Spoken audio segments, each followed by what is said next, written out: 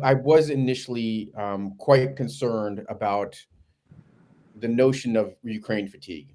Yeah. There certainly have been periods of Ukraine fatigue in the past. There was Ukraine fatigue that set in after 2014 relatively quickly. Um, there was a kind of Ukraine fatigue that set in after Ukraine denuclearized in the mid 90s, in part because the rationale, the interest basis for engaging with Ukraine evaporated, and Ukraine actually took some steps in an anti-democratic direction with a growing corruption. So losing the values and the interest proposition is basically the kiss of death for foreign policy. You need to have both of those in play to have a functional relationship, at least one or the other, to have some sort of relationship. So I've been thinking about this question of Ukraine fatigue for a while. Part of my conclusion here is we are in a hyper polarized society. You cannot get two Americans to agree on pretty much anything from opposite sides of the spectrum. But in spite of this, Ukraine still enjoys overwhelming support. Even in the latest round of polling, Ukraine has probably taken a 5% dip from a massive high. It still enjoys 75% support for the American population at large, saying that we need to do more to support Ukraine. That is pretty amazing in this era of hyperpolarization. I think that what you have with Putin, both in the media coverage in Russia, but also in Putin's coverage commentary this morning, pandering to the extreme right, is preaching to the choir. That is a sliver of hardcore population.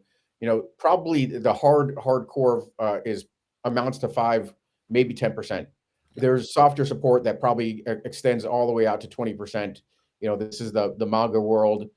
This is also the basis of support for Trump, and frankly, in a large parts driven by former President Trump's deep animus towards Ukraine. Yeah. That's not going to change. Those people are not going to be persuaded.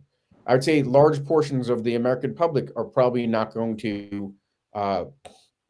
They might take their eye off the prize in terms of a busy agenda, including upcoming elections. But if the question is raised to them point blank, Ukraine will still enjoy a high degree of support. What I do fear a little bit is as we get into the political season, not probably through the rest of this year, but maybe about this point next year, or a little bit deeper, when we get into primary season, the moderate wing of the Republican Party is going to be attacked by the MAGA wing of the Republican Party with these anti-Ukraine, isolationist narratives. What makes me feel a little bit better about this, although this is going to be a fight, this is going to potentially jeopardize probably not the next round of funding, but the serial funding after that, is that you will have this narrative start to creep in, but a lot of these candidates fully understand, that they need to curry favor with a constituency that supports Ukraine. A lot of these candidates are in places where there is a large Eastern European community, a Ukrainian community. Ohio has a massive a Ukrainian population. So I guess when all said and done, we may see something similar to the 2022 midterm elections with a rejection of the extreme wing of the Republican Party and continued support, but under pressure, and probably with some compromises, with some calls for oversight of funding, with the executive branch being a call to account for how resources are spent.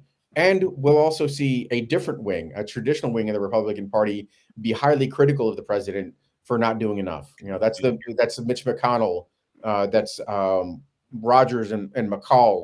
More traditional Republicans saying this is the most important geopolitical um, event of 2024, one of the most important crises that the U.S. has faced in a generation. Why are we not doing enough? So I think it's going to be coming in from all sides, ultimately settling in a place of continued support for Ukraine, but with danger signs, and we should be alert to those danger signs. Part of my mission with my efforts with the Institute for Foreign American Leadership is to continue to explain to the American public at large why this is important. Continue to talk to Congress based on relationships built there. Continue to engage with the White House on how to potentially deliver this kind of content to the public. And that's one of the key areas that I'm focused on for the next couple of years because of the criticality to U.S. national security.